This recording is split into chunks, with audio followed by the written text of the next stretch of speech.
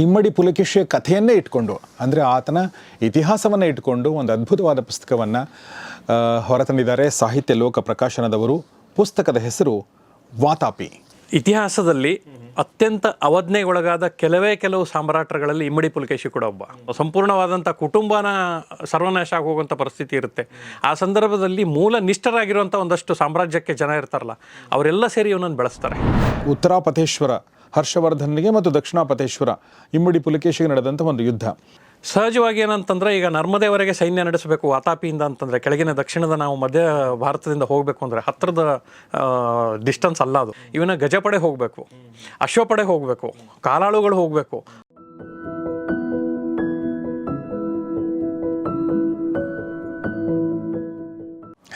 ಸ್ನೇಹಿತರೆ ನಮಸ್ಕಾರ. ಗೌರಿ ಶಕ್ಕಿ ಸ್ಟುಡಿಯೋದ ವಿಶೇಷ ಕಾರ್ಯಕ್ರಮ ಹೊಸ ಪುಸ್ತಕ ನಿಮಗೆಲ್ಲ ಆತ್ಮೀಯ ಸ್ವಾಗತ. ನಾನು ಗೌರಿ ಶಕ್ಕಿ. ಸ್ನೇಹಿತರೆ, ಕನ್ನಡದ ಇತಿಹಾಸವನ್ನು ಓದಿದಾಗ, ಕನ್ನಡದ ಚರಿತ್ರೆಯ ಪುಸ್ತಕಗಳನ್ನ ಓದಿದಾಗ, ನಾವು ಚಿಕ್ಕವರಿದ್ದಾಗ ಹಿಸ್ಟ್ರಿ ಬುಕ್ಗಳನ್ನ ಓದ್ತಿರ್ಬೇಕಾದ್ರೆ ಒಂದು ಹೆಸರು ಬಂದು ಹೋಗುತ್ತೆ. ಓಕೆ, ಅದು ಒಂದು ಸ್ವಲ್ಪ ಏನೋ ಇದರಲ್ಲಿ ವಿಷಯ ಇದೆ ಅಂತ ಗೊತ್ತಾಗುತ್ತೆ. ಅದಾದಮೇಲೆ ನಾವು ಹಿಸ್ಟ್ರಿ ಪುಸ್ತಕಗಳನ್ನ ಬಿಟ್ಟು ದೊಡ್ಡವರಾದಮೇಲೆ ಕೆಲವೊಂದು ಕಡೆ ನಾವು ಓದಿದಾಗ, ಒಂದಷ್ಟು ಸಿನಿಮಾಗಳು ನೋಡಿದಾಗ ಗೊತ್ತಾಯಿತು, ಕನ್ನಡಿಗರ ಎದೆಯನ್ನು ಉಬ್ಬಿಸುವಂತೆ ಮಾಡಿರುವಂಥ ಒಬ್ಬನೇ ಒಬ್ಬ ಚಕ್ರವರ್ತಿ ಅನಿಸುತ್ತೆ ಬಹುಶಃ. ಅದುವೇ ಇಮ್ಮಡಿ ಪುಲಕೇಶಿ. ಸೊ ಇಮ್ಮಡಿ ಪುಲಕೇಶಿ ಅಂದ ತಕ್ಷಣ ನಮಗೆ ಡಾಕ್ಟರ್ ರಾಜ್ಕುಮಾರ್ ನೆನಪು ಬರ್ತಾರೆ, ಯಾಕಂದರೆ ಅವರು ಒಂದು ಸಿನಿಮಾ ಮಾಡಿದ್ದಾರೆ. ಆದರೂ ಕೂಡ ಇತ್ತೀಚಿನ ದಿನಗಳಲ್ಲಿ ಮತ್ತೊಂದು ಕೂಗು ಎದ್ದಿದೆ, ಇಮ್ಮಡಿ ಪುಲಕೇಶಿ ಬಗ್ಗೆ ಸಿನಿಮಾ ಆಗಬೇಕು ಅಂಥೇಳಿ. ಆಮೇಲೆ ಬಾಹುಬಲಿ ಬಂದಾಗ, ಬಾಹುಬಲಿ ಎಷ್ಟೋ ಸೀನ್ಗಳು, ವಿಚಾರಗಳು ಪುಲಕೇಶಿಯ ಜೀವನ ಚರಿತ್ರೆಯನ್ನು ತೆಗೆದುಕೊಂಡದ್ದು ಅನ್ನೋ ಮಾತುಗಳು ಕೂಡ ನಾವು ಕೇಳಿದ್ದೀವಿ. ಅದು ನಿಜ ಕೂಡ ಹೌದು. ಹೀಗಿರಬೇಕಾದ್ರೆ ಇಮ್ಮಡಿ ಪುಲಕೇಶಿಯ ಕಥೆಯನ್ನೇ ಇಟ್ಕೊಂಡು, ಅಂದರೆ ಆತನ ಇತಿಹಾಸವನ್ನು ಇಟ್ಕೊಂಡು ಒಂದು ಅದ್ಭುತವಾದ ಪುಸ್ತಕವನ್ನು ಹೊರತಂದಿದ್ದಾರೆ ಸಾಹಿತ್ಯ ಲೋಕ ಪ್ರಕಾಶನದವರು. ಪುಸ್ತಕದ ಹೆಸರು ವಾತಾಪಿ. ಸೊ ಇದನ್ನು ಬರೆದಂಥವರು ನಮ್ಮ ಪ್ರೀತಿಯ ಸಂತೋಷ್ ಕುಮಾರ್ ಮೆಹಂದಳೆ ಅವರು. ಅವರಿಗೆ ನಮ್ಮ ಜೊತೆಗಿದ್ದಾರೆ. ನಮಸ್ಕಾರ. ನಮಸ್ಕಾರ. ನಮಸ್ಕಾರ. ಸಂತೋಷ್ ಅವರು ಬಂದಾಗ ಒಂದು ಭಾಳ ಬ್ಯೂಟಿಫುಲ್ ಆಗಿರೋ ಪುಸ್ತಕ ತೊಗೊಂಡು ಬರ್ತಾರೆ. ಇದಕ್ಕಿಂತ ಮುಂಚೆ ಕೂಡ ನಾನು 3-4 ಪುಸ್ತಕಗಳು, ಅವರ ಪುಸ್ತಕಗಳ ಬಗ್ಗೆ ನಾನು ಮಾತಾಡಿದ್ದೀನಿ. ನೀವೆಲ್ಲ ತುಂಬ ಇಷ್ಟಪಟ್ಟು ನೋಡಿದಿರಿ ಕೂಡ, ಮತ್ತು ಪುಸ್ತಕಗಳನ್ನ ಕೂಡ ಓದಿದಿರಿ ಅಂತ ಸಂತೋಷ್ ಅವರು ಹೇಳಿದರು. ಆ ಪುಸ್ತಕಗಳ ಬಗ್ಗೆ ಹೆಚ್ಚಿನ ಮಾಹಿತಿ ಬೇಕಂದರೆ ಲಿಂಕ್ ಡಿಸ್ಕ್ರಿಪ್ಷನ್ಲಿದೆ, ದಯವಿಟ್ಟು ಹೋಗಿ ನೋಡಿ. ಪುನೀತ್ ಅವರು ಅದನ್ನು ಲಿಂಕ್ಗಳನ್ನ ಹಾಕಿರ್ತಾರೆ. ಇವತ್ತು ನಾನು ಇಮ್ಮಡಿ ಪುಲಕೇಶಿ ಪುಸ್ತಕದ ಬಗ್ಗೆ ಮಾತಾಡ್ತೀನಿ. ಇದು ಸಾಹಿತ್ಯ ಲೋಕ ಪಬ್ಲಿಕೇಶನ್ ಮಾಡಿರುವಂಥದ್ದು. ಇದರ ಆನ್ಲೈನ್ ಲಿಂಕ್ಗಳನ್ನೂ ಕೂಡ ನಾನು ಕಮ್ಯುನಿಟಿ ಪೇಜಲ್ಲಿ ಹಾಕಿರ್ತೀನಿ. ಎಸ್ ಸರ್, ಮೊದಲನೇ ಪ್ರಶ್ನೆ, ಯಾಕೆ ನಿಮಗೆ ಇಮ್ಮಡಿ ಪುಲಕೇಶಿಯ ಬಗ್ಗೆ ಬರಿಬೇಕು ಅಂತ ಅನಿಸ್ತು? Thank you Gourish. ನಿಮ್ಮ ಒಂದು ಸ್ಟುಡಿಯೋಗೆ ನನ್ನ ಒಂದು ಮಹತ್ವಾಕಾಂಕ್ಷೆಯ ಪುಸ್ತಕವನ್ನು ಎಲ್ಲ ಕನ್ನಡಿಗರಿಗೆ ಪರಿಚಯ ಮಾಡಿಸ್ತಾ ಇದ್ದೀರಿ. ಮುಖ್ಯವಾಗಿ ಇತಿಹಾಸದಲ್ಲಿ ಅತ್ಯಂತ ಅವಜ್ಞೆಗೊಳಗಾದ ಕೆಲವು ಸಾಮ್ರಾಟರುಗಳಲ್ಲಿ ಇಮ್ಮಡಿ ಪುಲಕೇಶಿ ಕೂಡ ಒಬ್ಬ. ಪ್ರಸ್ತುತ ಇತಿಹಾಸದಲ್ಲಿ, ಇವತ್ತಿನ ಪ್ರಸ್ತುತ ವಾಸ್ತವದಲ್ಲಿ ನಾವು ಕೆಲವು ಪಾಳೆಗಾರನ ಮೆರವಣಿಗೆ ಮಾಡಿಸ್ತಾ ಇದ್ದೇವೆ. ಪಾಳೆಗಾರ ಅಂದರೆ ಒಂದು 500 ಜನ ಸೇನೆಗೋ, ಒಂದು 300 ಜನ ಕಾಲಾಳುಗಳಿಗೋ ಒಬ್ಬ ಮುಖ್ಯಸ್ಥ, ಒಬ್ಬ ದಂಡನಾಯಕನು ಅದರ ಕೆಳಗಡೆ ಹಂತದಲ್ಲಿರುವಂಥವನು. ಆದರೆ ಸಂಪೂರ್ಣ ದಕ್ಷಿಣ ಭಾರತ ಮಾತ್ರ ಅಲ್ಲ, ಉತ್ತರದ ರಾಜನನ್ನು ಸೋಲಿಸಿ ಒಂದು ದಕ್ಷಿಣಾಪಥೇಶ್ವರ ಅನ್ನುವಂಥ ಬಿರುದನ್ನು ಧರಿಸಿರುವಂಥ ಏಕೈಕ ಸಾಮ್ರಾಟ ಇಮ್ಮಡಿ ಪುಲಕೇಶಿ. ಇದು ಈ ಮೊದಲು ಯಾರಿಗೂ ಇರಲಿಲ್ಲ. ಉತ್ತರಾಪಥೇಶ್ವರ ಅಂತ ಹೆಸರು ಪಡೆದಿರುವಂಥ ಹರ್ಷವರ್ಧನ್ ಹೇಳ್ತಾನೆ, ನಿನ್ನ ಯಾವುದೇ ಹೆಸರನ್ನು ಹೇಳೋ ಮುಂಚೆ ದಕ್ಷಿಣಾಪಥೇಶ್ವರ ಅನ್ನುವಂಥ ಪ್ರಿಫಿಕ್ಸ್ ಇಟ್ಟೇ ನಿನ್ನನ್ನು ಇನ್ಮೇಲೆ ಗುರುತ ಮಾಡಬೇಕು ಇತಿಹಾಸ. ಇದರ ನಂತರದಲ್ಲಿ ಯಾರೂ ಕೂಡ ದಕ್ಷಿಣಾಪಥೇಶ್ವರ ಆಗಲಿಲ್ಲ. ಅಂಥ ದೊಡ್ಡ ಸಾಮ್ರಾಟನನ್ನು ನಾವು ಇವತ್ತು ಎಲ್ಲೂ ಒಂದು ಮೂರ್ತಿ ನೋಡೋದಿಲ್ಲ, ಅವನ ದಿನಾಚರಣೆ ನೋಡೋದಿಲ್ಲ, ಅವನ ಇತಿಹಾಸದ ಬಗ್ಗೆ ಸ್ಪರ್ಧೆಗಳು ನಡೆಯೋದಿಲ್ಲ, ಅವನ ಚಿತ್ರಣಗಳ ಬಗ್ಗೆ ಇಲ್ಲ. ಎಲ್ಲೊಂದಷ್ಟು ಕಾಲ್ಪನಿಕ ಕಥೆಗಳನ್ನು ಎಲ್ಲ ಬ್ಲಾಗ್ಗಳಲ್ಲೂ ಯೂಟ್ಯೂಬ್ಗಳಲ್ಲೂ 4-5 ದೃಶ್ಯಗಳನ್ನು ಹೇಳ್ತಾರೆ. ಅದೇ ಬರ್ತಾ ಇರೋದು ಇಲ್ಲಿವರೆಗೂ. ಅದ್ರ ನಿಜವಾಗಿರುವಂಥ ಕಥಾವಳಿ, ಘಟನಾವಳಿ, 6ನೇ ಶತಮಾನದಲ್ಲಿ ನಡೆದಿರುವಂಥ ಒಂದು ಇತಿಹಾಸ ಇದೆಯಲ್ಲ, ಅದು ಇತಿಹಾಸ ನಮ್ಮೆಲ್ಲರಿಗೂ ಸಿಕ್ಕಬೇಕು. ಅದ್ರ ಜೊತೆಗೆ ಇತಿಹಾಸ ಅಂತಂದರೆ ಅದು ವೈಭವೀಕರಿಸಿರುವಂಥದ್ದು. ಇವರು ಇತಿಹಾಸ ಬರಹಗಾರರು, ಇವರು ಬರೆದಿದ್ದಾರೆ ಇದು ಅಂತ ಹೇಳ್ಕೊಂಡು ಅತಿರಂಜಿತ ಒಂದು ಫ್ಯಾಷಿನೇಟಿಂಗ್ ಆಗಿರಬಾರ್ದು. ಎಕ್ಸಾಕ್ಟ್ಲಿ. ಅದಕ್ಕೆ ನಿಮಗೆ ಕೆಳಗಡೆ ಒಂದು ದಾಖಲೆ ಇರಬೇಕು, ಈ ವಿಷಯನ ಎಲ್ಲಿಂದ ತೊಗೊಂಡಿದ್ದೇವೆ, ಅಥವಾ ಅಟ್ಲೀಸ್ಟ್ ಈ ಒಂದು ಘಟನೆಯನ್ನು ಕಟ್ಟಿಕೊಡ್ಲಿಕ್ಕೆ ಯಾವ ಒಂದು ದಾಖಲೆ ನಮಗೆ ಸ್ಫೂರ್ತಿಯಾಗಿದೆ. ಯಾಕೆಂದರೆ ಎಲ್ಲವೂ ನಮಗೆ ದಾಖಲೆ ಸಿಕ್ಕೋದು 6ನೇ ಶತಮಾನದ್ದು ಅಂತಂದರೆ ಶಾಸನಗಳಿರ್ಬೋದು, ಅಥವಾ ಅವರು ಬಿಟ್ಟು ಹೋಗಿರೋಂಥ ಕೆಲವು ದಾಖಲೆಗಳು. ಅದರ ಮೇಲೆ ನಮಗೆ ಸುಮಾರು ಹತ್ರ ಏನಿಲ್ಲ ಅಂದರೂ 18 ಶತಮಾನಗಳು ಕಳೆದಿದೆ. ಒಂದು ಚಿತ್ರಣವನ್ನು ಮಾಡೋದು ಸುಲಭ ಅಲ್ಲ, ತುಂಬ ಕಷ್ಟ. ಆದರೆ ಆ ಚಿತ್ರಣಕ್ಕೆ ಮೋಸ ಆಗದೇ ಇರೋ ರೀತಿಯಲ್ಲಿ, ಹಾಗೂ ಹೀಗೆ ಆಗಿರ್ಬೋದು ಅನ್ನೋಂಥ ಒಂದು ಸಣ್ಣ ಸ್ವಾತಂತ್ರ್ಯ ಲೇಖಕನಿಗಿರುತ್ತೆ, ಅದನ್ನು ಬಳಸ್ಕೊಂಡು. ಆದರೆ ಯಾವುದೇ ರೀತಿಯಲ್ಲೂ ಇತಿಹಾಸಕ್ಕೆ ಮೋಸ ಆಗದೆ ಮಾಡುವಂಥ ಒಂದು ವಿಶೇಷತೆ ಇದೆಯಲ್ಲ, ಅದು ನನ್ನ ಪ್ರಯತ್ನ ಯಾವಾಗಲೂ. ಯಾಕಂದರೆ ನೀವು ಮುಂದೆ ಒಬ್ಬ ಯಾರೋ ಇತಿಹಾಸವನ್ನು ರೆಫರ್ ಮಾಡಬೇಕು ಅಂದಾಗ, ಇಮ್ಮಡಿ ಪುಲಕೇಶಿ ಬಗ್ಗೆ ಅಂದಾಗ, ಇಲ್ಲ ಸಂಪೂರ್ಣ ಮಾಹಿತಿ ಮೆಹಂದಳೆ ಅವ್ರ ಪುಸ್ತಕದಲ್ಲಿ ಸಿಗುತ್ತೆ ಅನ್ನೋ ಅಷ್ಟು ಮಟ್ಟಿಗೆ ಆದರೂ ಒಂದು ಕೊಡಬೇಕು ಬರಹ ಲೋಕಕ್ಕೆ, ಓದುಗರಿಗೆ ಅಂತ ಅನ್ನೋದು ಮುಖ್ಯ ಒಂದಿದು. ಬ್ಯೂಟಿಫುಲ್. ಸೊ ಆ ಥರದ ಒಂದು ಉದ್ದೇಶ ಇಟ್ಕೊಂಡು ಬಂದಿರುವಂಥ ಪುಸ್ತಕ ಇದು ಓದೋಕ್ಕೂ ಚೆನ್ನಾಗಿದೆ ಅಂತ ಅನಿಸುತ್ತೆ, ಯಾಕೆಂದರೆ ಅದರ ವಿಚಾರನೇ ಆಗಿದೆ. ಅದ್ರ ಜೊತೆಗೆ ಕೈಯಲ್ಲಿ ಹಿಡ್ಕೊಳ್ಳೋಕ್ಕೂ ತುಂಬ ಚೆನ್ನಾಗಿದೆ. ಇದರ ಒಂದು ಎಂಬೋಸಿಂಗ್ ಮಾಡಿರುವಂಥ ಚಿತ್ರ ಇರ್ಬೋದು, ಪ್ರಿಂಟ್ ಮಾಡಿರುವಂಥದ್ದು ರೀತಿ ಇರ್ಬೋದು, ಎಲ್ಲವೂ ಕೂಡ ತುಂಬ ಒಂಥರ ವರ್ಲ್ಡ್ ಕ್ಲಾಸ್ ಅಂತಾರಲ್ಲ ಆ ಥರ ಇದೆ. ಸೊ ಹೀಗಾಗಿ ಪಬ್ಲಿಷರ್ಸ್ ಕೂಡ ನಾನು ಧನ್ಯವಾದಗಳನ್ನ ಹೇಳ್ತೀನಿ, ಅಭಿನಂದನೆ ಸಲ್ಲಿಸ್ತೀನಿ. ಸೊ ಇಲ್ಲಿ ದಕ್ಷಿಣ ಪಥೇಶ್ವರ, ಚಾಲುಕ್ಯ ಪರಮೇಶ್ವರ ಆತನಿಗೆ ಬಿರುದುಗಳಿದ್ದವು. ಮತ್ತು 6ನೇ ಶತಮಾನ 7ನೇ ಶತಮಾನ 605ರಿಂದ 645 ಅಂದರೆ 7ನೇ ಶತಮಾನದ ಆರಂಭ. 7ನೇ ಶತಮಾನದ ಆರಂಭ. ಸೊ ಇಟ್ಸ್ ನಾಟ್ ಈಸಿ, ಖಂಡಿತ ಅಲ್ವಾ? ಅಂದರೆ ಅದನ್ನು ನಾವು ಚಿತ್ರಣ ಮಾಡುವಂಥದ್ದು. ಮೊದಲನೇದಾಗಿ ನಿಮ್ಮ ಒಂದು ಬ್ಯಾಕ್ಗ್ರೌಂಡ್ ವರ್ಕ್ ಇರುತ್ತಲ್ಲ, ಒಬ್ಬ ಲೇಖಕನ ಬ್ಯಾಕ್ಗ್ರೌಂಡ್ ವರ್ಕ್ ಇರುತ್ತಲ್ಲ, ಅದು ಭಾಳ ಮುಖ್ಯ. ನಾನು ಈ ಪುಸ್ತಕದಲ್ಲಿ ನೋಡ್ತಿದ್ರೆ ಕೆಳಗಡೆ ಏನು ನಾವು ಅದಕ್ಕೇನಂತೀವಿ ಅಡಿ ಬರಹ ಅಥವಾ ಅಡಿ ಟಿಪ್ಪಣಿಗಳು, ಫುಟ್ ನೋಟ್ಸು ತುಂಬ ಇದೆ. ಅಂದರೆ ಪ್ರತಿ ಪೇಜಲ್ಲೂ ಕೂಡ ಇದು ಎಲ್ಲಿಂದ ತೊಗೊಂಡಿದ್ದೀನಿ ಅನ್ನೋದ್ರ ಬಗ್ಗೆ ಇರ್ಬೋದು, ಅದು ಯಾವ ಬುಕ್ಕಲ್ಲಿದೆ, ಯಾವ ಶಾಸನದಲ್ಲಿದೆ ಅನ್ನೋದು ಬರೆದಿದ್ದಾರೆ. ಹೀಗಾಗಿ ವಾಟ್ ಐ ಥಿಂಕ್ ಅಂತಂದರೆ, ಓಕೆ, ಒಬ್ಬ ರಾಜ ಇದ್ದ, ಆತ ಒಳ್ಳೆ ರಾಜ ಆಗಿದ್ದ, ಆತನ ಇನ್ನೂ ಒಳ್ಳೆ ರಾಜನನ್ನು ಮಾಡುವಂಥದ್ದು ಮಾಡಿ ಬಿಡುವಂಥದ್ದು ತುಂಬ ಸರಳ. ಆದರೆ ಅದೆಲ್ಲ ವಿಷಯ. ಆತ ಒಳ್ಳೆ ರಾಜನ ಆಗಿದ್ದ, ಹೌದು, ಆದರೆ ಹೇಗೆ, ಯಾಕೆ, ಏನು ಸಂದರ್ಭಗಳಿದ್ದು ಅನ್ನೋದನ್ನು ವಾಸ್ತವದ ನೆಲೆಗಟ್ಟಿನಲ್ಲಿ ಕೊಡೋದು ಭಾಳ ಮುಖ್ಯ. ಆ ವಾಸ್ತವದ ನೆಲೆಗಟ್ಟಿಗೆ ಈ ಥರದ ದಾಖಲೆಗಳು ಬೇಕಾಗ್ತವೆ. ಈ ದಾಖಲೆಗಳ ಬಗ್ಗೆ ಮತ್ತು ಈ ಪೂರ್ವ ತಯಾರಿ ಬಗ್ಗೆ ಏನು ಹೇಳೋಕ್ಕೆ ಇಷ್ಟಪಡ್ತೀರಿ ಸಂತೋಷ್ ಸರ್? ಇದೊಂದೇ ಪುಸ್ತಕ ಅಂತಲ್ಲ, ಯಾವುದೇ ಪುಸ್ತಕಗಳಾದರೂ ನನ್ನ ಒಂದು ಫೋಲ್ಡರ್ನಲ್ಲಿ ರೆಡಿ ಇರ್ತವೆ. ಅದು ಸಂಪೂರ್ಣ ದಾಖಲೆಗಳಲ್ಲಿ ಸೇರೋವರೆಗೆ ಅಥವಾ ಒಂದು ವಿಷನ್ ಇರುತ್ತೆ. ಈ ಪುಸ್ತಕದಲ್ಲಿ ಇಷ್ಟು ವಿಷಯಗಳನ್ನು ನಾನು ಹೇಳಲೇಬೇಕು ಅಂತ ಅನ್ನೋದು, ಅದಕ್ಕೆ ಸಂಬಂಧಪಟ್ಟಿದಂಥ ಮಾಹಿತಿ ಕ್ರೋಢೀಕರಣ ಆಗಿ ಒಂದು ಫೋಲ್ಡರ್ನಲ್ಲಿ ಕಲೆಕ್ಷನ್ ಆಗೋ ತನಕ ನಾನು ಬರೆಯೋದಕ್ಕೆ ಹೋಗೋದಿಲ್ಲ. ಬರೆಯೋದು ಸುಲಭ, ಆದರೆ ಈ ಮಾಹಿತಿಗಳನ್ನು ಅಥೆಂಟಿಕ್ ಆಗಿ ಕೊಡೋದಿದೆಯಲ್ಲ, ಅದು ಬಹಳ ದೊಡ್ಡ ಕೆಲಸ.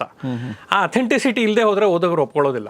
ಅದೊಂದು ವಿಶೇಷತೆ ಬರೋದೇ ಪುಸ್ತಕಕ್ಕೆ ಏನಂದರೆ ಇದಕ್ಕೊಂದು ಅಥೆಂಟಿಕ್ ಆಗಿ ಕೊಟ್ಟಿದ್ದಾರೆ, ದೃಢೀಕರಣ ಮಾಡಿದ್ದಾರೆ ಈ ವಿಷಯಗಳನ್ನು, ಎಲ್ಲಿಂದ ಈ ದಾಖಲೆಗಳನ್ನು ತೊಗೊಂಡಿದ್ದಾರೆ ಅಥವಾ ಎಲ್ಲಿ ಇದಕ್ಕೆ ಸಂಬಂಧಪಟ್ಟಿದ್ದ ಮಾಹಿತಿಗಳನ್ನು ರಿಸೆಂಬಲ್ ಆಗಿ ಇದಕ್ಕೆ ಕೊಟ್ಟಿದ್ದಾರೆ ಈ ರೀತಿ. ಹಾಗಾಗಿ ಎಲ್ಲೋ ಹೋದಾಗ ಅದಕ್ಕೆ ಸಂಬಂಧಪಟ್ಟಂಥ ವಿಷಯಗಳು ಸಿಗ್ಬೋದು.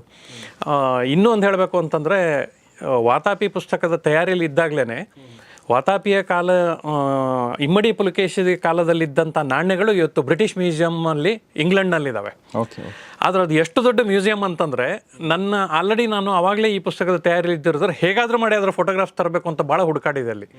ಆದರೆ ಅದು ಎಷ್ಟು ದೊಡ್ಡ ಮ್ಯೂಸಿಯಂ ಅಂದರೆ ನನಗಿರೋ ಸಮಯದಲ್ಲಿ ಪೂರ್ತಿ ಭಾರತಕ್ಕೆ ಸಂಬಂಧಪಟ್ಟಿದ್ದಂಥ ಭಾಗಗಳನ್ನು ನೋಡೋದಕ್ಕಾಗಲೇ ಇಲ್ಲ. ಆದರೆ ಅಲ್ಲಿ ಇದ್ದಿದ್ದು ಹೌದು. ಈ ರೀತಿ ಏನಂದರೆ ನಮಗೆ ಲಭ್ಯ ಇರುವ ಒಂದಷ್ಟು ಮಟೀರಿಯಲ್ಸ್ ಇದೆಲ್ಲ, ಅದ್ರ ಬಗ್ಗೆ ಒಂದು ಹುಡುಕಾಟ ಬೇಕು. ಅದರ ಜೊತೆಗೆ ಸಾಕಷ್ಟು ವಿಷಯಗಳೇನು ಅಂತಂದರೆ, ನಮಗೆ ಬೇರೆ ಬೇರೆ ದಾಖಲೆಗಳಲ್ಲಿ ಸಿಗ್ತಾ ಹೋಗ್ತವೆ ಲಿಂಕ್ಗಳು. ಅದೇ 7ನೇ ಶತಮಾನದ ಹೊತ್ತಿಗೆ ಬೇರೆ ಒಂದು ಯಾವುದೋ ಒಂದು ದಾಖಲೆಗಳಲ್ಲಿ ಈ ಬಗ್ಗೆ ಮಾಹಿತಿಯೊಂದನ್ನು ಇನ್ಯಾರೋ ಕೊಟ್ಟಿರ್ತಾರೆ. ಆ ಮಾಹಿತಿ ಇದಕ್ಕೆ ಹೇಗೆ ಮ್ಯಾಚ್ ಆಗುತ್ತೆ, ಅಥವಾ ಇದಕ್ಕೆ ಲಭ್ಯ ಆಗ್ಬೋದಾ, ಇದು ಅದೇ ಘಟನಾವಳಿ ಇದಕ್ಕೆ ಸಂಬಂಧಿಸಿದ್ದಿರ್ಬೋದಾ, ಈ ರೀತಿ ಒಂದು ಫುಟ್ನೋಟ್ಗಳನ್ನೆಲ್ಲ ಮೊದಲೇ ಮಾಡ್ತಾ ಹೋಗಬೇಕಾಗತ್ತೆ. ಅವುಗಳನ್ನು ಇಟ್ಕೊಂಡ ನಂತರ ನಾನು ಕತೆ ಕನ್ವರ್ಟ್ ಮಾಡೋದು ಇದನ್ನು. ಏಕೆಂತಂದರೆ ನಮಗೆ ಒಂದು ಸ್ಥೂಲವಾದಂಥ ಒಂದು ಕಥೆಯ ಪರಿಚಯ ಇರುತ್ತೆ. ಸಾಮ್ರಾಟ ಬಂದ, ಹೇಗೆ ಬಂದ, ಏನು ಕಷ್ಟಗಳನ್ನು ಸಾಧನೆಗಳನ್ನು ಮಾಡ್ದ, ಎಷ್ಟು ಯುದ್ಧಗಳನ್ನು ಗೆದ್ದ. ಈಗ ಮುಖ್ಯ ಅಂತಂದರೆ ಇವನು ಭಾರತದ ಪಡೆಯ ಪಿತಾಮಹ ಅಂತೇಳಿ ಒಂದು ಅವನಿಗೆ ಇದನ್ನಿದೆ. ನೌಕಾಪಡೆಯ ಪಿತಾಮಹ ಅಂದರೆ ಅದ್ರ ಮುಂಚೆನೂ ನೌಕೆಗಳನ್ನು ಯುದ್ಧಕ್ಕೂ ಬಳಸಿದ್ದಾರೆ, ವ್ಯಾಪಾರಕ್ಕೂ ಬಳಸಿದ್ದಾರೆ. ಸಾರಿಗೆ ಅಂತ ಅನ್ನೋದು ನಮ್ಮ ಭಾರತದಲ್ಲಿ ಅದಕ್ಕೂ ಮುಂಚೆನೂ ಸುಮಾರು 5,000 ವರ್ಷಗಳ ಇತಿಹಾಸ ಇರುವಲ್ಲಿ ಜಲ ಸಾರಿಗೆ ಅಂತ ಅನ್ನೋದು ಅಥವಾ ಜಲಯುದ್ಧ ಅನ್ನೋದು ಹೊಸದೇನು ಇರಲಿಲ್ಲ. ಆದರೆ ಇವನಿಗೆ ಮಾತ್ರ ಯಾಕೆ ಪಿತಾಮಹ ಅನ್ನೋ ಹೆಸರು ಬಂತು? ವಿಶೇಷತೆ ಏನು ಹಾಗಿದ್ರೆ? ಇಂಥ ಪ್ರಶ್ನೆಗಳನ್ನು ಹುಟ್ಟು ಹಾಕ್ಕೊಳ್ಬೇಕಾಗಿದ್ದು, ಮೂಲಭೂತ ಪ್ರಶ್ನೆಗಳನ್ನು ಹುಟ್ಟು ಹಾಕ್ಕೊಂಡು ಅದಕ್ಕೊಂದು ಉತ್ತರ ಕಂಡುಕೊಂಡು ಈ ರೀತಿಯಲ್ಲಿ ತಯಾರಿಸಾಗುತ್ತೆ. ಆಮೇಲೆ ಸಾಕಷ್ಟು ಪುಸ್ತಕಗಳು ಕೂಡ ನೀವು ರೆಫರ್ ಮಾಡಿದಿರಾ, ಅಂದರೆ ಹಿಸ್ಟಾರಿಯನ್ಸ್ ಬರೆದಿರುವಂಥ ಬೇರೆ ಬೇರೆ ಪುಸ್ತಕಗಳ ಬಗ್ಗೆ ಕೂಡ ನೀವು ಅದ್ರ ಓದಿ ಅದನ್ನು ಕೂಡ ನೀವು ರೆಫರ್ ಮಾಡಿದರೆ, ಕೆಳಗಡೆ ಫುಟ್ ನೋಟ್ಸಲ್ಲಿ ಹಾಕಿದ್ರೆ ಒಟ್ಟಾರೆಯಾಗಿ ತುಂಬ ದೊಡ್ಡ ಮಟ್ಟದ ಪ್ರಿಪ್ರೇಷನ್ ಈ ಒಂದು ಪುಸ್ತಕದ ಹಿಂದೆ ಇದೆ ಅನ್ನೋದು ಗೊತ್ತಾಗುತ್ತೆ. ಈಗ ಆಲ್ರೆಡಿ ಕನ್ನಡಿಗರಿಗೆ ಏನು ಗೊತ್ತಿದೆ, ಅದರ ಹೊರತಾದ ಹೊಸ ಇನ್ಫಾರ್ಮೇಷನ್ಗಳು, ಓಕೆ, ಹೊಸ ಕ್ಯಾರೆಕ್ಟರ್ಗಳು, ಓಕೆ, ಏನಾದರೂ ಯಾವುದಾದ್ರು ಒಂದು ಹೇಳ್ಬೋದಾ ನಮಗೆ? ನೋಡಿ, ಈ ಬಗ್ಗೆ ನಾವು ಇಷ್ಟೇ ಎಲ್ಲ ತಿಳ್ಕೊಂಡಿದ್ದೀವಿ ಅಂತಂದರೂ ಕೂಡ ಈ ಕ್ಯಾರೆಕ್ಟರು ಅಥವಾ ಈ ವಿಷಯ ನಮ್ಗೆ ಈವರೆಗೂ ಗೊತ್ತಿರಲಿಲ್ಲ, ನಾನು ಈ ಪುಸ್ತಕದ ಮೂಲಕ ಗೊತ್ತಾಯಿತು ಅನ್ನೋ ಥರದ್ದು ಯಾವುದಾದ್ರೂ ಇದ್ದರೆ? ಆರಂಭದಿಂದನೂ ಸುಮಾರಷ್ಟು ಈ ರೀತಿಯ ಒಂದು ಅದರದ್ದು ನಿಖರವಾದ ಹೆಸರುಗಳು ವ್ಯತ್ಯಾಸ ಇರ್ಬೋದೇನೋ, ಆದರೆ ಕೆಲವು ಕ್ಯಾರೆಕ್ಟರ್ಗಳು ಬರ್ತವೆ. ಈಗ ಒಬ್ಬ ಸೈನ್ಯಾಧಿಕಾರಿ ಬಕ್ಕಣ ಅಂತ ಬರ್ತಾನೆ ಆರಂಭದಲ್ಲಿ. ಯಾಕಂದರೆ ಇಮ್ಮಡಿ ಪುಲಕೇಶಿ ಎರೆಯ ಅನ್ನುವಂಥ ಒಂದು ಅವನ ಹರೆಯದ ಕಾಲದಿಂದ ನಂತರದಲ್ಲಿ ರಾಜನಾಗೋರಿಗೆ ಬೆಳವಣಿಗೆ ಇದೆಯಲ್ಲ, ಅದು ತುಂಬ ಅಪಾಯಕಾರಿಯಾದ ಸ್ಥಿತಿಯಾಗಿತ್ತು. ಎರೆಯ ಅವನ ಮೂಲ ಹೆಸರು. ಮೂಲ ಹೆಸರು. ಓಕೆ. ನಂತರ ಅವನು ಪುಲಕೇಶಿ ಅಂತಾನು. ಪುಲಕೇಶಿ ಅನ್ನೋದು ಮೊದಲನೇ ಪುಲಕೇಶಿ, ಇವನ ಅಜ್ಜನ ಹೆಸರು ಅದು. ಇವನಿಗೆ ಇಮ್ಮಡಿ ಅಂದ್ರೆ ಎರಡನೇ ಪುಲಕೇಶಿ ಅವನಿಗೆ. ಅವ ಮೊದಲನೇ ಪುಲಕೇಶಿ ಆಲ್ರೆಡಿ ಏನಂತಂದ್ರೆ ಒಂದು ದಕ್ಷಿಣ ಭಾರತದಲ್ಲಿ ಬಹಳ ದೊಡ್ಡ ಛಾಪನ್ನು ಮೂಡಿಸ್ಬಿಟ್ಟಿರ್ತಾನೆ. ಆ ಛಾಪಿನಿಂದಾಗಿ ಏನಾಗುತ್ತೆ ಅಂದ್ರೆ ಇವನಿಗೂ ಕೂಡ ಅದೇ ಹೆಸರಿಡಬೇಕು ಅಂತ ಬಂದಾಗ ಅವನ ಅಮಾತ್ಯರು ಅದನ್ನು ವಿರೋಧ ಮಾಡ್ತಾರೆ. ಈಗ ಸದ್ಯಕ್ಕೆ ಅದು ಸೂಕ್ತ ಅಲ್ಲ, ಒಂದು ಹಂತದ ನಂತರ ಅವನಿಗೆ ಪುಲಕೇಶಿ ಅಂತ ಪುನರ್ ನಾಮಕರಣ ಮಾಡೋಣ ಅಂತ. ಹಾಗಾಗಿ ಮೂಲ ಹೆಸರೇ ಅವನು ಎರೆಯ ಅಂತ ಅಂದ್ಬಿಟ್ಟು ಆ ಹಂತದಿಂದ ಅವನು ಪುಲಕೇಶಿ ಆಗುವ ಹಂತದವರೆಗೆ ಇದೆಯಲ್ಲ, ಅವನು ಸ್ವತಃ ಅವನ ಚಿಕ್ಕಪ್ಪ ಸಾಮ್ರಾಜ್ಯವನ್ನು ಕಸ್ಕೊಂಡ್ಬಿಟ್ಟಿರ್ತಾನೆ. ಅದು ಹಿಂದಿರುಗಿಸಬೇಕಾದಂಥ ಮಾತಿಗೆ ಬದ್ಧನಾಗೋದಿಲ್ಲ. ಇವನ ಸಂಪೂರ್ಣವಾದಂಥ ಕುಟುಂಬನ ಸರ್ವನಾಶ ಆಗೋಗುವಂಥ ಪರಿಸ್ಥಿತಿ ಇರುತ್ತೆ. ಆ ಸಂದರ್ಭದಲ್ಲಿ ಮೂಲ ನಿಷ್ಠರಾಗಿರುವಂಥ ಒಂದಷ್ಟು ಸಾಮ್ರಾಜ್ಯಕ್ಕೆ ಜನ ಇರ್ತಾರಲ್ಲ, ಅವರೆಲ್ಲ ಸೇರಿ ಇವನನ್ನು ಬೆಳೆಸ್ತಾರೆ. ಸೊ ಆ ಸಂದರ್ಭದ ಇಷ್ಟೇ ಘಟನಾವಳಿ ನಮಗೆ ಗೊತ್ತಿರುತ್ತೆ. ಆದರೆ ಹೇಗೆ ಬೆಳೆಸಿದ್ರು, 7ನೇ ಶತಮಾನದ ಕಾಲಾವಧಿಯ ಆರಂಭ ಅದು ಕೂಡ. ಆ ಸಂದರ್ಭದಲ್ಲಿ ಒಂದು ಚಿತ್ರಣ ಸ್ಥಿತಿಗತಿ ಹೇಗಿರುತ್ತೆ, ಜೊತೆಗೆ ಆವಾಗ ಅವನು ಇನ್ನೂ ಹದಿವಯಸ್ಕ, ಅವನು 12-14 ವಯಸ್ಸಿನ ಹುಡುಗ. ಅವನ ಮೇಲೆ ದಾಳಿ ಯಾವ ಕ್ಷಣದಲ್ಲೂ ಆಗುವಂಥ ಸಾಧ್ಯತೆ ಇರುತ್ತೆ. ಅಲ್ಲಿಂದ ಅವನೊಂದು 25-24 ವರ್ಷದವನಾಗುವಷ್ಟು ಸಶಕ್ತನಾಗಬೇಕು, ಸದೃಢನಾಗಬೇಕು, ಸೈನ್ಯ ನಡೆಸುವಂಥ ಒಬ್ಬ ನಾಯಕನಾಗಬೇಕು. ಈ ಎಲ್ಲ ತಯಾರಿಗೆ ಬೇಕಾದಂಥದ್ದು ಸುಲಭ ಆಗೋದಿಲ್ಲ. ಇದೆಲ್ಲ ನಮಗೆ ಎಲ್ಲಿ ಯಾವ ಕಥೆನಲ್ಲೂ ದಕ್ಕೋದಿಲ್ಲ. ಇದಕ್ಕೊಂದು ಸಣ್ಣ ಪರ್ಸೆಪ್ಷನ್ ಬೇಕಾಗುತ್ತೆ, ಒಂದು ವಿಷನ್ ಬೇಕಾಗುತ್ತೆ. ಲೇಖಕನಾದವನಿಗೆ ಸ್ವಾತಂತ್ರ್ಯ ಇದೆ ಅಂತ ಏನೋ ಬರೆಯೋದಲ್ಲ, ಏನು ಪಾಸಿಬಿಲಿಟೀಸ್ ಆಗಿರ್ಬೋದಾಗಿದ್ರೆ. ಯಾಕಂದ್ರೆ ಆಗಿನ ಸಂದರ್ಭದಲ್ಲಿ ಎಲ್ಲೋ ಹೋಗಿ ತಲೆ ಮರೆಸ್ಕೊಳ್ಬೇಕು, ಎಲ್ಲ ನಡ್ಕೊಂಡು ಹೋಗ್ಬೇಕು. ಈಗ ನಂಗೆ ವಾಹನಗಳ ವ್ಯವಸ್ಥೆ ಇಲ್ಲ, ಬಹಳ ಅಂದರೆ ಕುದುರೆ ಸಾರೋಟುಗಳು ಒಂದು ಇದರಲ್ಲಿ ಹೋಗಬೇಕಾದಂಥದ್ದು. ಯುದ್ಧ ಮಾಡಬೇಕು, ಅಷ್ಟು ದೊಡ್ಡ ಸೈನ್ಯನ ಇದು ಮಾಡಬೇಕು. ಸೈನ್ಯದ ಚಲನವಲನ ಶುರುವಾಯಿತು ಅಂದರೆ ಮಾಹಿತಿಗಳು ಹೋಗ್ತವೆ. ಆವಾಗಲೂ ಯಾಕೆಂದರೆ ಪತ್ತೇದಾರಿಕೆ, ಬೇಹುಗಾರಿಕೆ ಅನ್ನೋದು ಇದ್ದೇ ಇತ್ತು. ಇವೆಲ್ಲವನ್ನು ಮೀರಿ ಅವನನ್ನು ಸಜ್ಜುಗೊಳಿಸಿ ಅದು ಮಾಡಬೇಕು ಅಂದರೆ ಒಂದಷ್ಟು ಸೈನ್ಯಾಧಿಕಾರಿ ನಿಷ್ಠರಾದವರು ಇರ್ತಾರೆ ಸಾಮ್ರಾಜ್ಯಕ್ಕೆ.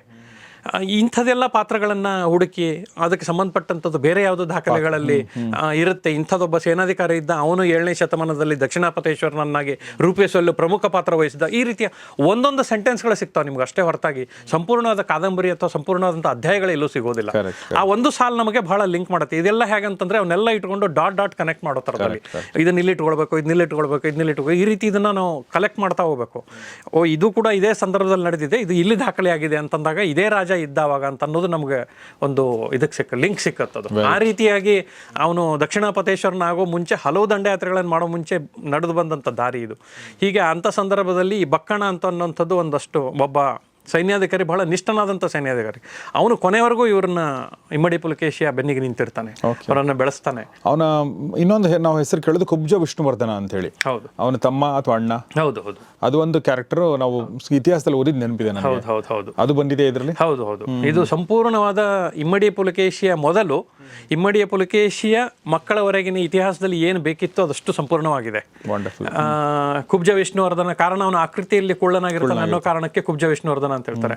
ವೆಂಗಿ ಸಾಮ್ರಾಜ್ಯ ಏನು ವೆಂಗಿ ಚಾಲುಕ್ಯರು ಅಂತ ಮುಂದೆ ಬರ್ತಾರಲ್ಲ, ಅದನ್ನ ಕುಬ್ಜ ವಿಷ್ಣುವರ್ಧನನ್ನ ಸಂತತಿ ಅದು ಮುಂದೆ ಹೋಗುವಂಥದ್ದು.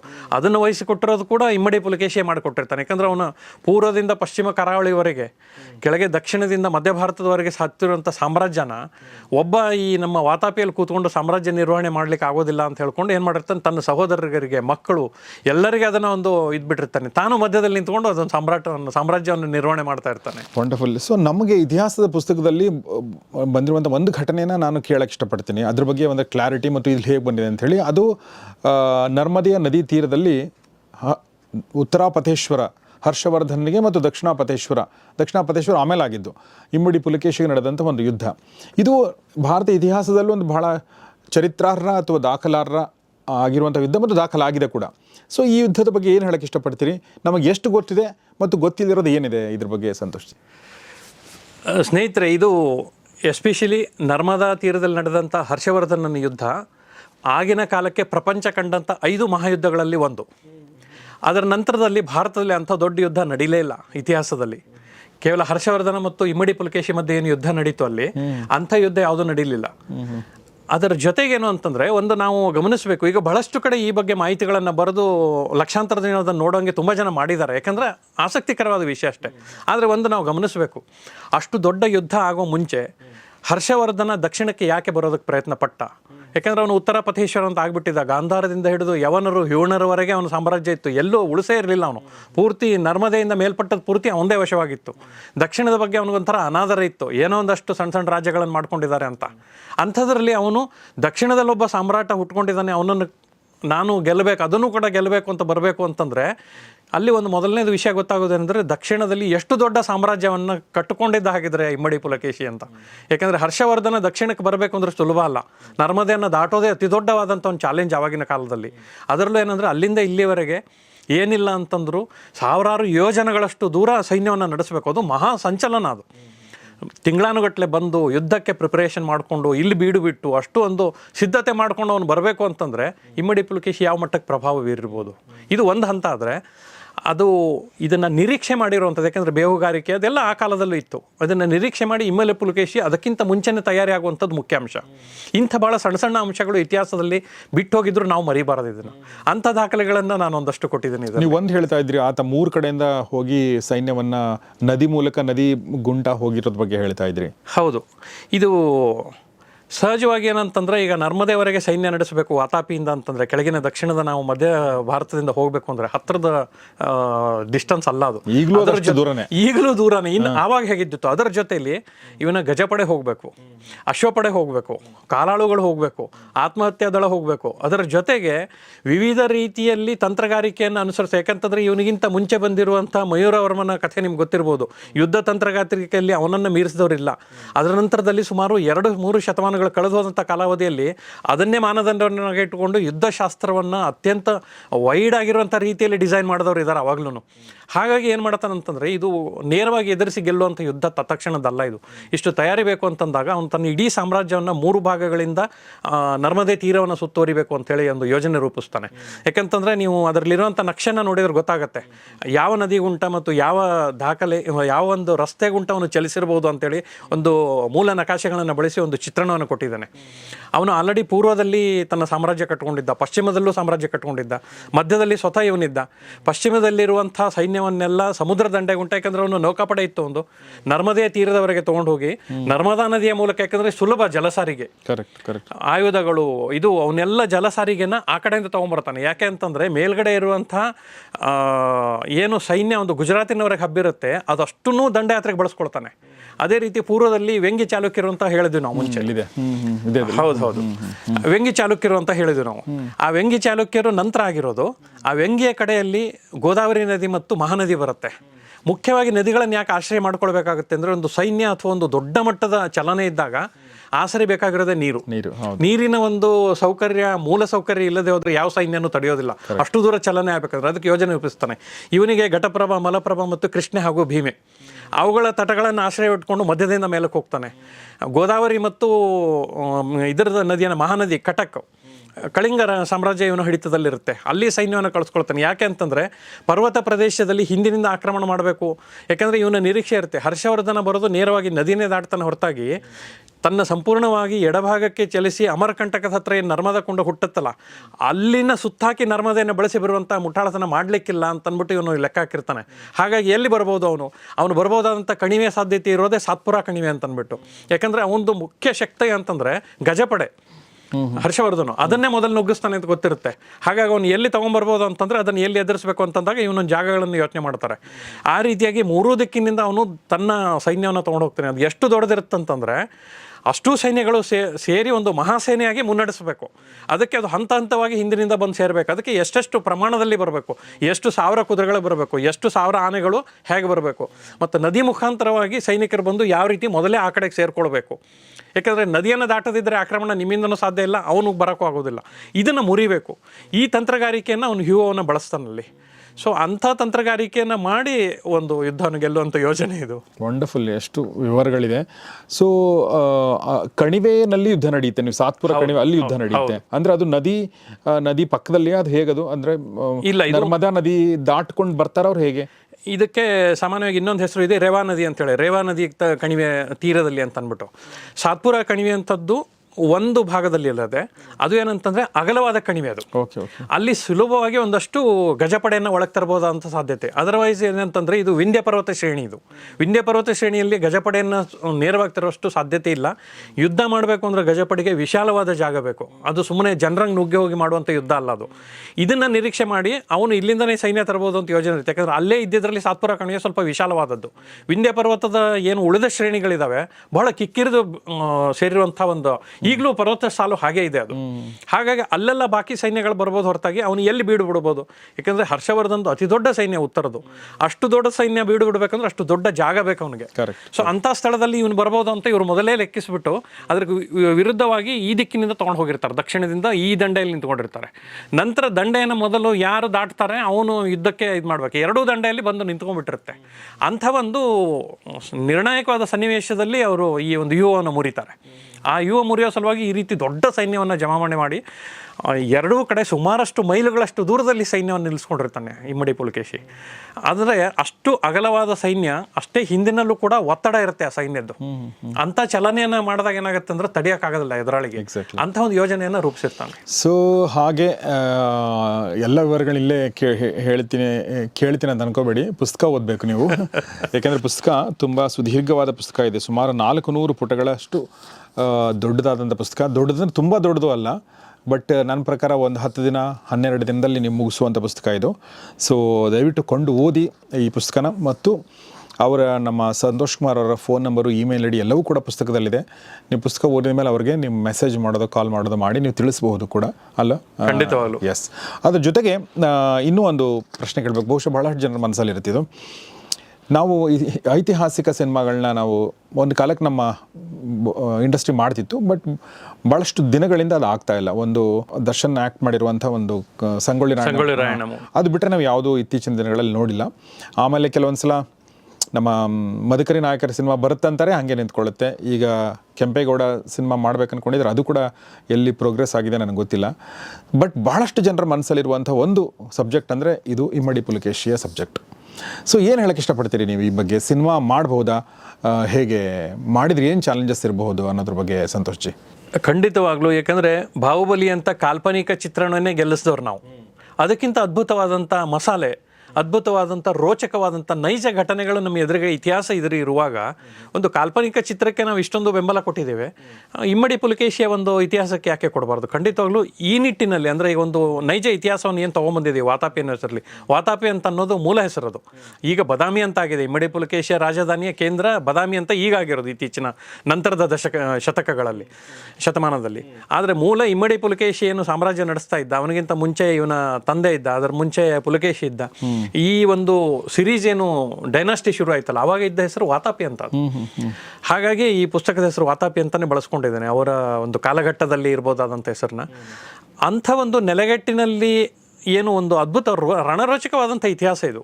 ಖಂಡಿತವಾಗ್ಲೂ ಚಿತ್ರ ಮಾಡೋದಕ್ಕೆ ಬಹಳ ಸೂಕ್ತವಾದಂಥ ಕಂಟೆಂಟ್ ಇದು. ನಮ್ಮ ಸಿನಿಮಾ ನಿರ್ದೇಶಕರು ಈ ಕಡೆ ಒಂದು ಸ್ವಲ್ಪ ಗಮನ ಹರಿಸಿ ಪುಸ್ತಕಗಳನ್ನ ಓದಲಿ ಅವರು, ಅಲ್ವಾ? ಖಂಡಿತವಾಗ್ಲೂ ಪುಸ್ತಕಗಳನ್ನ ಓದ್ತಾ ಇದ್ರೆ ನನ್ನ ಪ್ರಕಾರ ಒಳ್ಳೆ ಸಿನಿಮಾಗಳು ಬರ್ತವೆ. ನಿರ್ದೇಶಕರು ಪುಸ್ತಕಗಳನ್ನ ಓದಬೇಕು, ನಟಿಯರು ಕೂಡ ಪುಸ್ತಕಗಳನ್ನ ಓದಬೇಕು. ಸೊ ನನ್ನ ಪ್ರಕಾರ ಎಲ್ಲರೂ ಓದಲೇಬೇಕಾದ ಪುಸ್ತಕ ಇದು ಅಂತ ಅನ್ಸುತ್ತೆ. ಸಿನಿಮಾ ಇಂಡಸ್ಟ್ರಿನಲ್ಲಿ ನಿಮಗೆ ಪರಿಚಯ ಆದವರಿದ್ದರೆ ದಯವಿಟ್ಟು ಈ ಪುಸ್ತಕನ ಗಿಫ್ಟ್ ಕೊಡಿ ಅವರಿಗೆ, ನಿರ್ದೇಶಕರು ಬರಹಗಾರರಿದ್ದರೆ. ಯಾಕೆಂದರೆ ಇದು ಅವ್ರ ಸಿನಿಮಾ ಮಾಡಲಿ ಬಿಡಲಿ, ಬಟ್ ಅವರ ಇತಿಹಾಸದ ಪ್ರಜ್ಞೆ ಇದೆಯಲ್ಲ, ಅದು ಇನ್ನೊಂದು ಹಂತಕ್ಕೆ ಹೋಗುತ್ತೆ.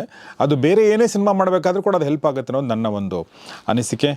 ಸೊ ಸಂತೋಷ್ ಜಿ, ಈಗ ಕ್ಯಾರೆಕ್ಟರ್ಗಳು ಬಂದಾಗ ನಾವು ಇತಿಹಾಸದಲ್ಲಿ ನೋಡಿರುವಂಥ ಕ್ಯಾರೆಕ್ಟರ್ಗಳು ಕುಬ್ಜ ವಿಷ್ಣುವರ್ಧನ ಮತ್ತು ಪುಲಕೇಶಿ ಮತ್ತು ಮೊದಲನೇ ಪುಲಕೇಶಿ, ಈ ಕ್ಯಾರೆಕ್ಟರ್ನಲ್ಲಿ ಬಿಟ್ಟು ಯಾವುದಾದ್ರೂ ಹೊಸ ಕ್ಯಾರೆಕ್ಟರ್ ಈ ಪುಸ್ತಕದಲ್ಲಿ ಬಂದಿದೆಯಾ? ಅಂದರೆ ಇತಿಹಾಸದಲ್ಲಿ ಇದ್ದೂ ಕೂಡ ನಮಗೆ ಗೊತ್ತಿಲ್ಲದೆ ಇರುವಂಥದ್ದು, ನಿಮ್ಮ ರಿಸರ್ಚಲ್ಲಿ ಗೊತ್ತಾಗಿರುವಂಥದ್ದು.